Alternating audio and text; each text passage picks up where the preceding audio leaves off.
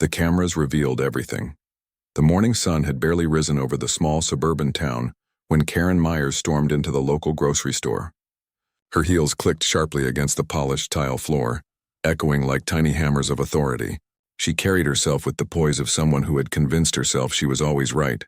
Chin high, eyes sharp, lips pursed in perpetual disapproval.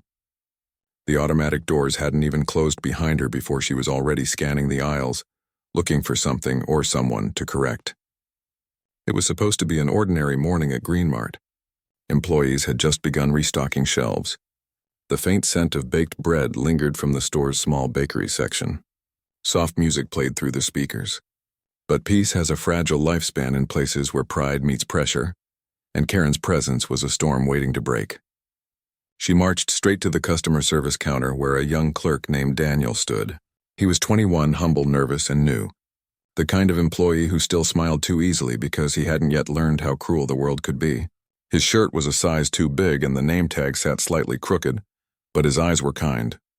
Karen's eyes, however, saw none of that. She slammed a receipt on the counter, her voice rising in a tone that sliced through the calm hum of the morning. Customers nearby turned their heads. The soft music suddenly felt out of place. To everyone else it looked simple. Another entitled customer berating another helpless worker.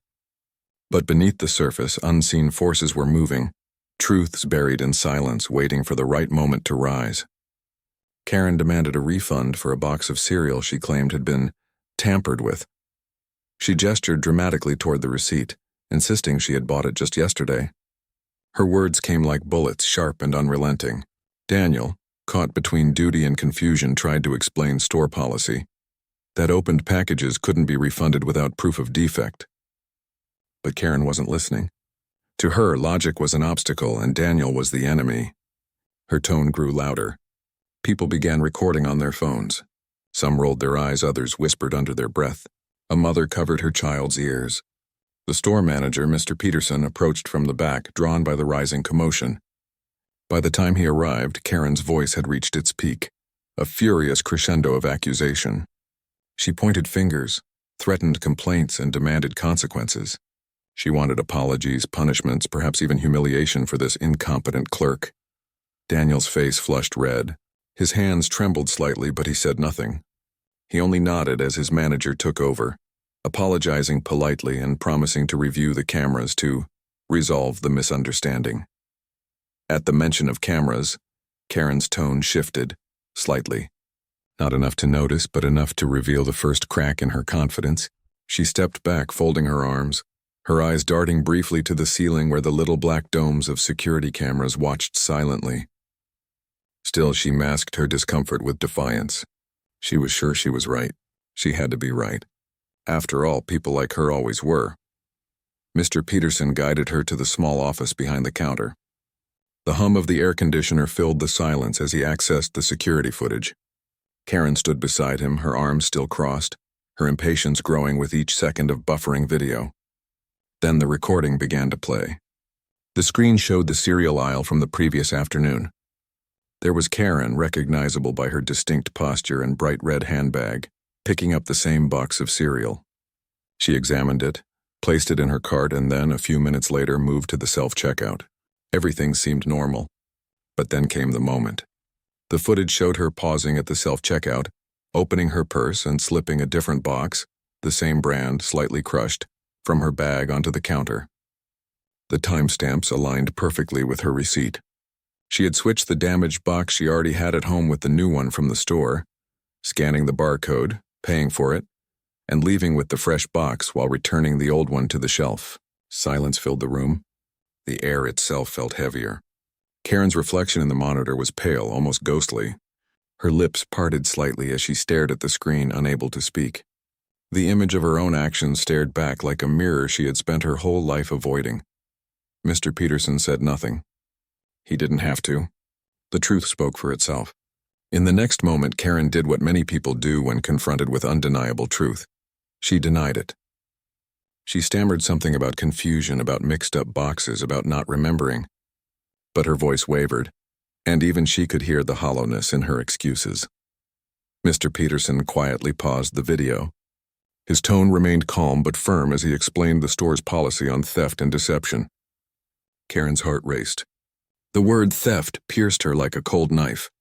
For years, she had built her life around an illusion of superiority, believing she was above rules, above mistakes, above accountability.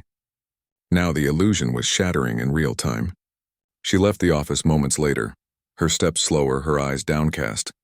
The store felt colder now, quieter. The same customers who had watched her yell were still there, but they looked at her differently. Judgment hung in the air like a shadow she couldn't escape. Karen walked out of the store without a refund, without dignity and without her certainty. Outside, the wind was picking up. She sat in her car for a long time, staring at the steering wheel. For the first time in years, she felt small. Not because someone had made her feel that way, but because she had finally seen herself clearly. In her reflection on the car window, she didn't see the confident, assertive woman she always imagined. She saw someone afraid of being ordinary, of being wrong, of being seen as less. Her anger, she realized, had never really been about the cereal, or the store clerk, or even the store. It was about control. Every outburst, every complaint, every insult she'd ever thrown at a stranger had been a desperate attempt to prove that she mattered, that she was powerful in a world that made her feel powerless. The irony was cruel.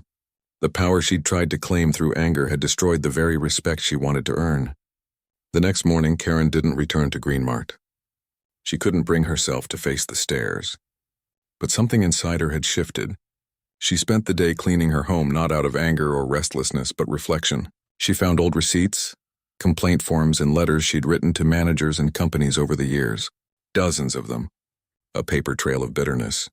She stared at them in disbelief. What had she been chasing all this time? Days passed. Then a week. The incident began to fade from public memory, but not from hers. The video had burned itself into her conscience.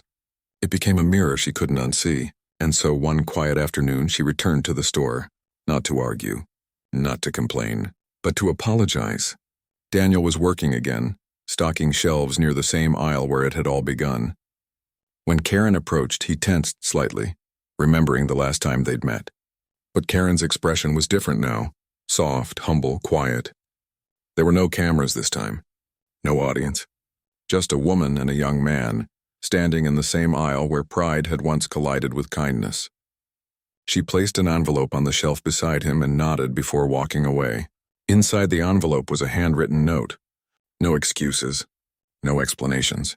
Just a simple apology and a gift card purchased with her own money. Daniel didn't tell anyone about it. He didn't post it online or share it with coworkers. He simply accepted it in silence. That night, Karen sat on her porch watching the sunset. The world hadn't changed, but she had. For the first time in years, she felt a strange peace. Not from being right, but from finally being honest with herself. Sometimes the truth hurts not because it exposes our lies, but because it shows us how far we've drifted from who we wanted to be. Karen had spent years trying to control the world around her, but in doing so, she had lost control of the only thing that truly mattered, herself. And now, in the quiet glow of the setting sun, she vowed to change. Not perfectly, not instantly, but genuinely. The cameras had revealed more than her actions that day. They had revealed her heart and given her a second chance to rewrite the story she had been living. For some people, rock bottom comes in the form of tragedy. For others, it comes in the reflection of a security monitor in a grocery store office.